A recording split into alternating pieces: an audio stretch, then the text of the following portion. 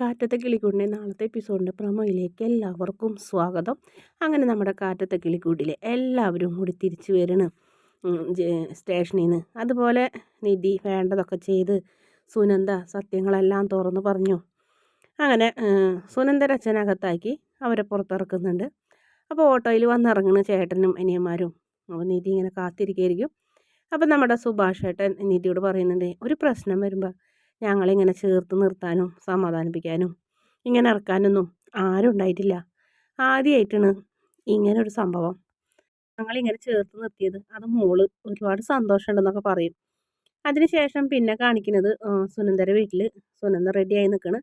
അപ്പോൾ അമ്മ അച്ഛനും ഒക്കെ കുറേ ഇങ്ങനെ പരാതിയൊക്കെ പറയുന്നുണ്ട്. അതിനുശേഷം അമ്മ പറയുന്നുണ്ട്, ജീവിതകാലം മുഴുവനും ഇയാളുടെ ആയുസ് മുഴുവനും ഗൾഫിൽ കിടന്ന് കഷ്ടപ്പെട്ടത് നിനക്കൊരാൾക്ക് വേണ്ടിയിട്ടാണ്.